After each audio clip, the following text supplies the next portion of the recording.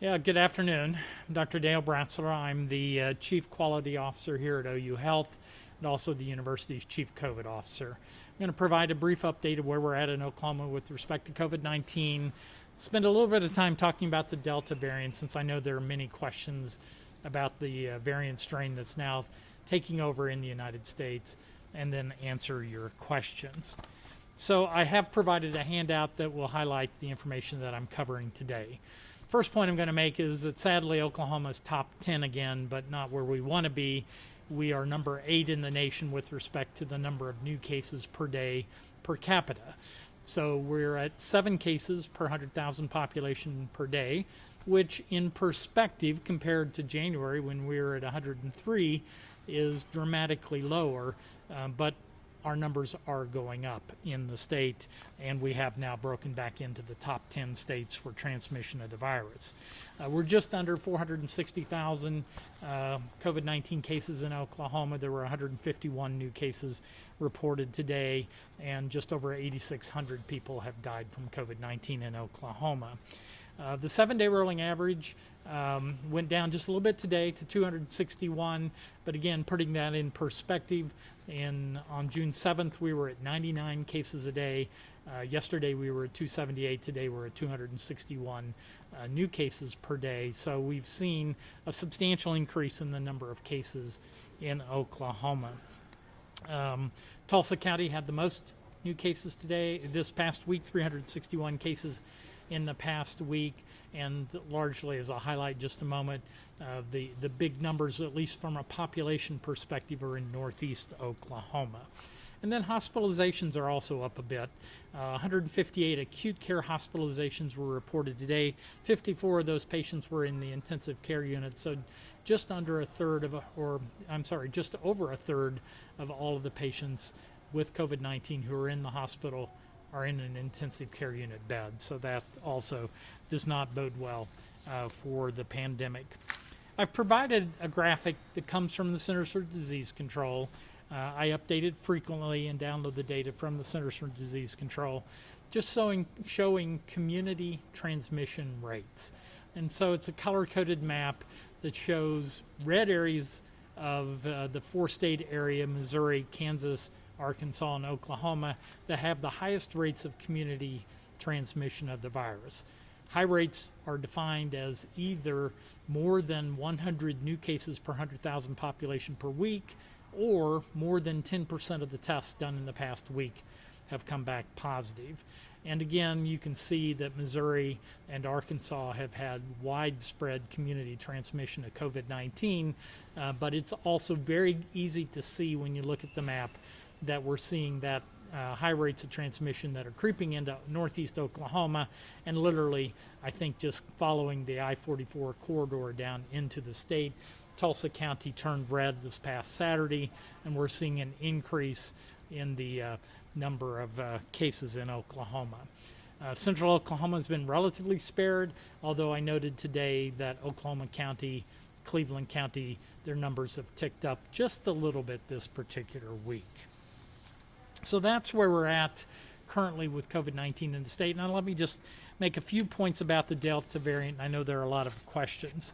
First, the Delta variant is the variant that was first identified in India, caused devastating illness in India with numerous hospitalizations and deaths, and spread very rapidly.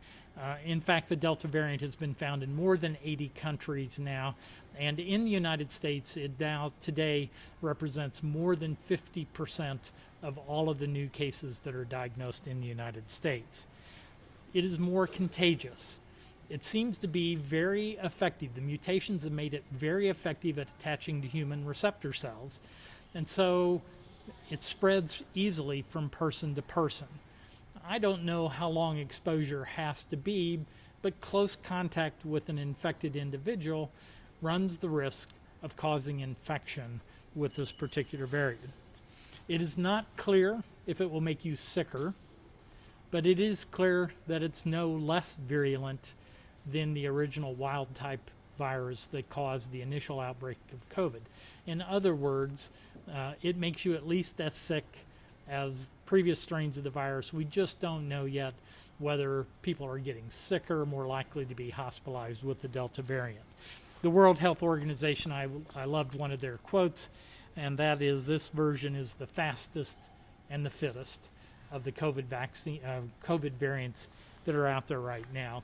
And I think many of you have heard the reports from Missouri about the large outbreak of COVID-19 they've had in southwest Missouri, particularly in areas where there's low vaccination rates. Mercy Hospital in Springfield had 47 patients on a ventilator this past week and actually ran out of ventilators and had to start calling for additional ventilators to cover the population of COVID patients that they were taking care of. Clearly, people get just as sick with this variant as people did with the original COVID variants. So what about the vaccines? I think one of the other important points about the vaccines is that the biggest risk for getting infected with the Delta variant is to not be vaccinated. That clearly is the biggest risk. But we know the Pfizer and Moderna vaccines are effective against the Delta variant. It depends on what study you read about what that number is of effectiveness. So the largest study came out of the United Kingdom.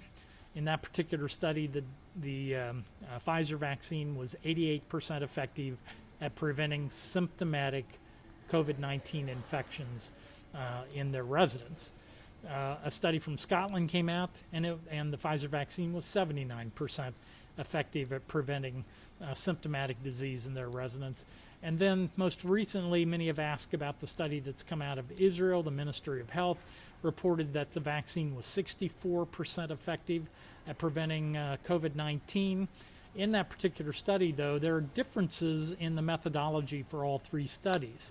So a couple of points to make. Are people who are fully vaccinated more likely to put themselves into circumstances where they are likely to be exposed to the virus?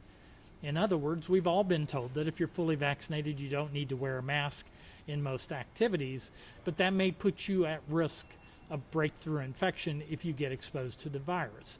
In the Israel ministry study, they basically did wide-scale testing of all people in a community with an outbreak, both symptomatic but also asymptomatic people.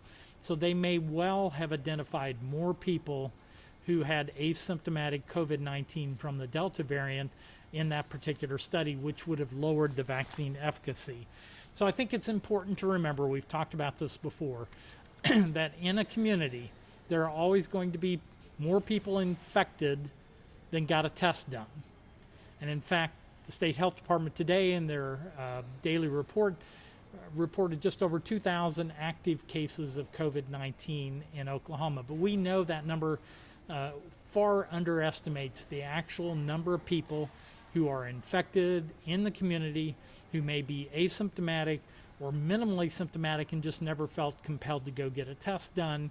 Those people may be able to spread the virus to other people, but they didn't have a test done. So just remember that the numbers that are reported of active cases, new infections, always will underestimate the total number of people that have the particular infection.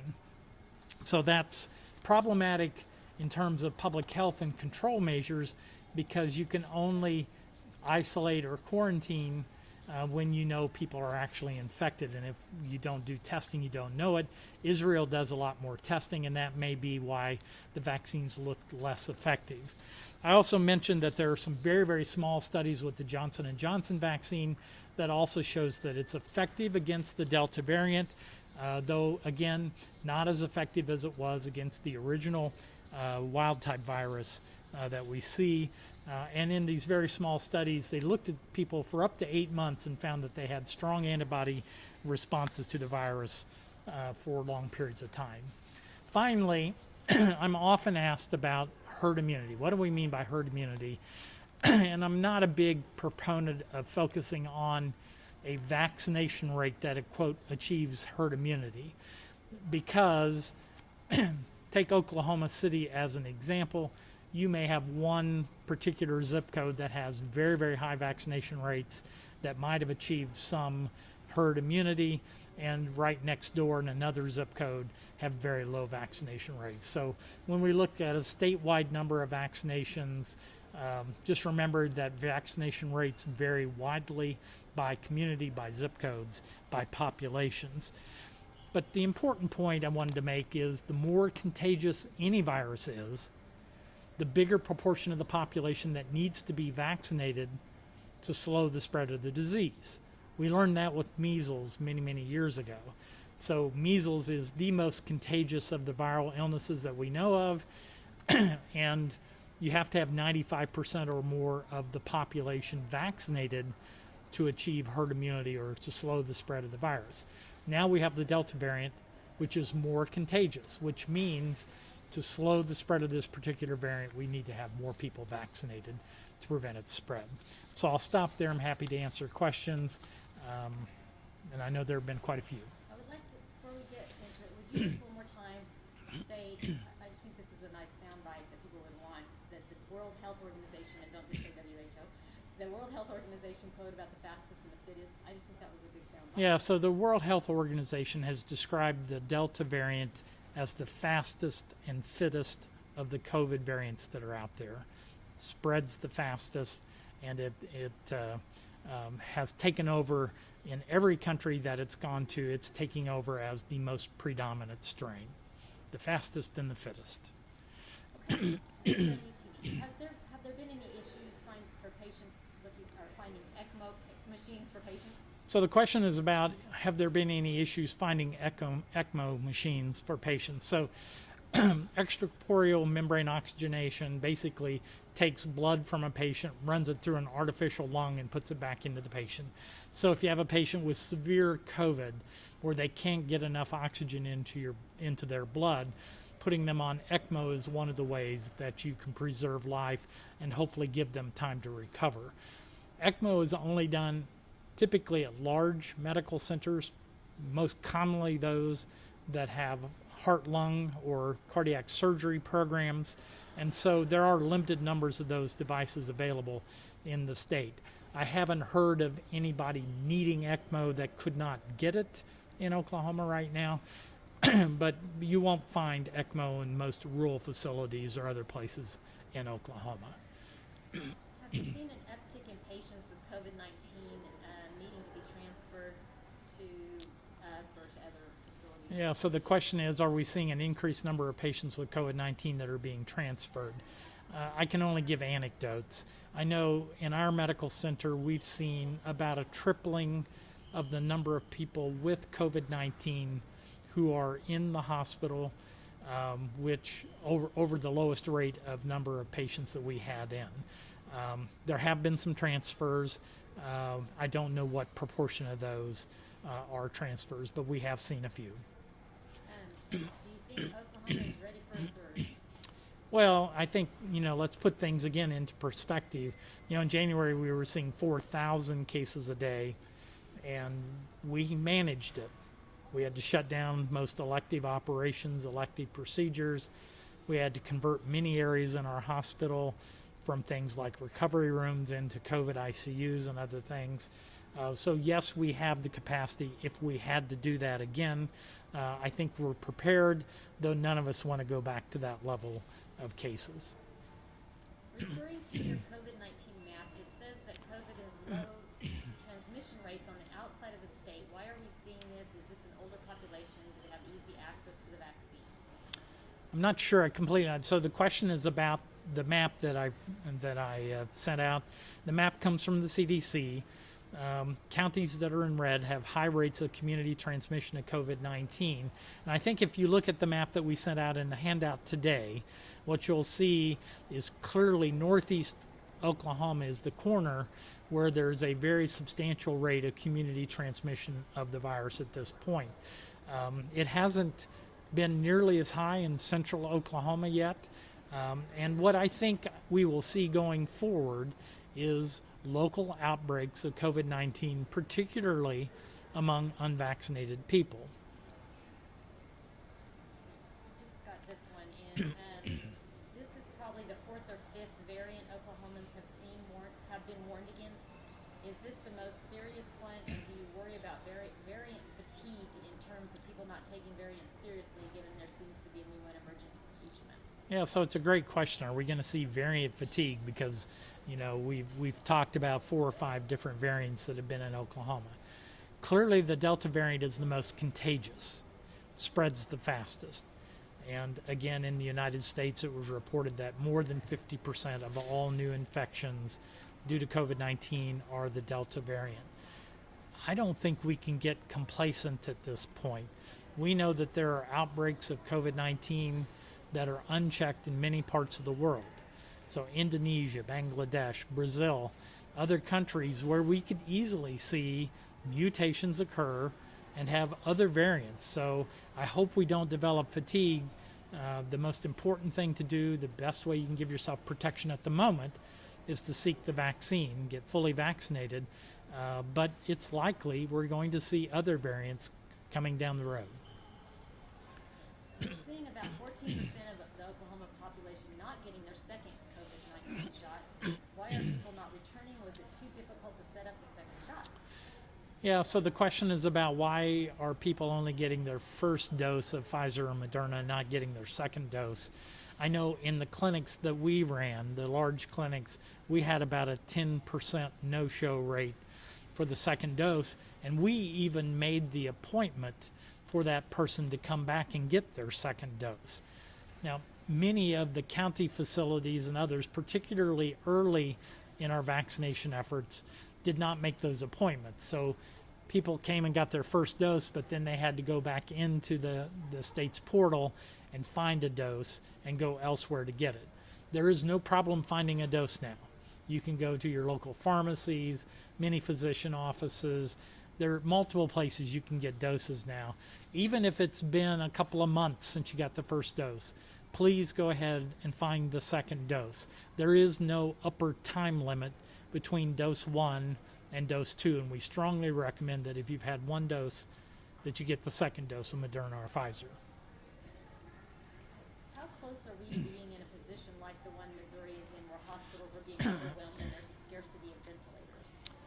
Yeah, so I think it's a good question. Where are we at in Oklahoma, and do we run the risk of seeing the same type of outbreaks that are happening in southwest Missouri? And I think our vaccination rate is a little better than Missouri's, but not much. We still have large populations of people in Oklahoma who are unvaccinated or have only had a single dose of the vaccine. So I think it is possible that we will see these local outbreaks that may occur and come close, or at least result in a lot of hospitalizations of people in some communities. So I know several people have heard Dr. Adderman from Grove, Oklahoma, talk, and he's seeing a big increase in cases up in Grove, Oklahoma. It's close to that outbreak in Missouri. So I think we're going to see these local outbreaks that happen, and local hospitals could become overwhelmed. How protective is one dose of a vaccine against Delta versus two? Yeah, so the question is, how protective is a single dose of the Pfizer and Moderna vaccine against the Delta variant? So from the UK study, they actually did look at that, and it was only about 33% effective against the Delta variant. So one dose doesn't give you much protection. If a fully vaccinated person is exposed to the variant, could they transmit it to others? Yeah, so the question is, can you get breakthrough infection if you're fully vaccinated? And then can you potentially spread that to somebody else? So yes, you could get breakthrough infection. And that's one of the questions. Do people who are fully vaccinated, are they taking such liberties at this point? Are they feeling protected? And I think that's what we all want to feel, that they're not wearing their mask in public or in indoor settings, or they're putting themselves in places where there may be risk of infection. So absolutely, breakthrough infections do occur. It appears that people with breakthrough infections don't spread the virus as easily, but remember, the Delta virus is very contagious. And so if you're even minimally symptomatic and you're infected, you could spread the virus to somebody else. What do we know about how quickly the Delta variant can spread from person to person? Is it true that it can be spread in seconds versus the more prolonged contact is necessary for transmission with the wild? Yeah, so the question has come up a couple of times about how much exposure do you need to somebody who has the Delta variant to get infected? In other words, we had kind of a standing rule before that if you were within 6 feet of somebody for 15 minutes, that gave you risk. That's always been arbitrary. If you have a close encounter with somebody who's infected, I don't care how long you're there. It could be 15 seconds, it could be a minute. If you're in close encounter, all you have to do is breathe the virus in and you're infected. So remember, any of those numbers have always been arbitrary. There's a little bit of evidence that even casual exposures to somebody infected with the Delta variant may cause the virus to be transmitted. It's highly contagious. That's the important point. Oklahoma currently ranks 40th worst for COVID-19 vaccines administered per population, according to the CDC. Why is Oklahoma so behind? Could Oklahomans be more vaccine hesitant than in other states? So the question is, why is the vaccination rate so 40th in the nation in terms of total percent of the population that's vaccinated? And I'm speculating a bit. I think there is some additional vaccine hesitancy that we have experienced in Oklahoma. There are populations of people who may feel that they're relatively isolated. I know early in the vaccination efforts, it was difficult to get the vaccine into rural settings because I think a lot of people felt that they were isolated. But then we quickly saw COVID-19 spread through many of those rural communities. I think there are a host of reasons that people have been vaccine hesitant or unwilling to get the vaccine. And Oklahoma just has a higher proportion of people that made the decision not to be vaccinated at this point.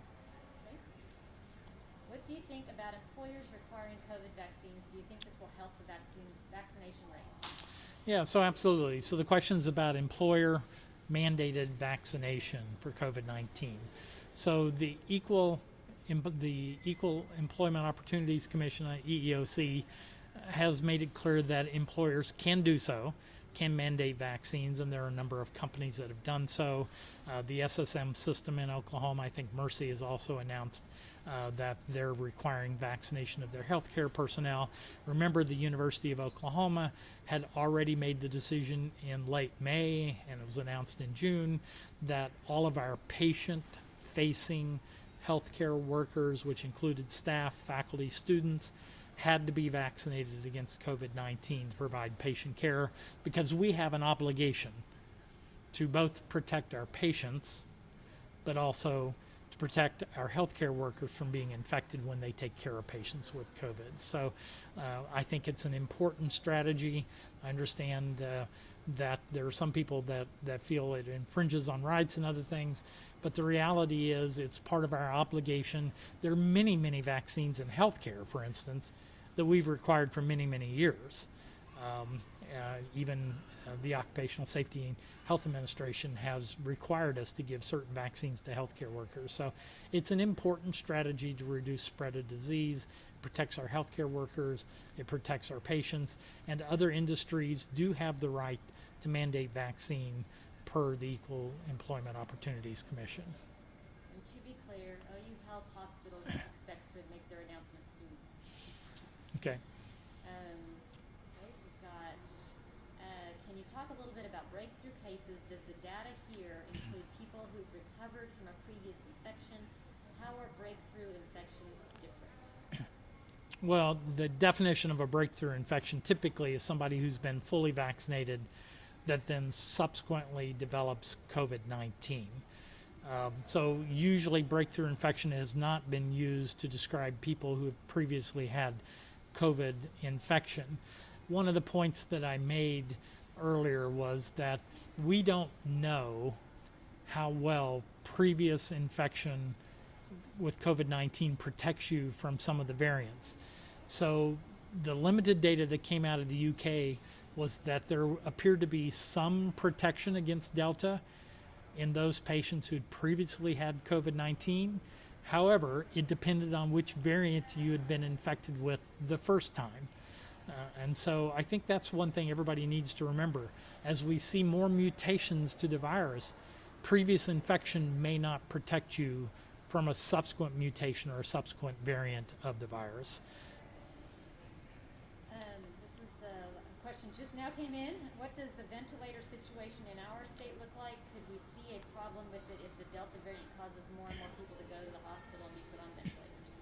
Yeah, so the question is about the ventilator supply in Oklahoma. I think right now we're fine. I think there are plenty of ventilators in Oklahoma to take care of patients if we were to see a surge in cases. Remember, the ventilator shortage in Missouri was a single hospital that had an acute shortage. They're in the heart of the outbreak, and they were able to bring in ventilators from other communities around their hospital. So right now in Oklahoma, I think our ventilator supply is sufficient if we see increased numbers of cases. Okay. Anything else? Get your vaccine. Please encourage people to get the vaccine. By far the most effective of the interventions to prevent the spread of this disease.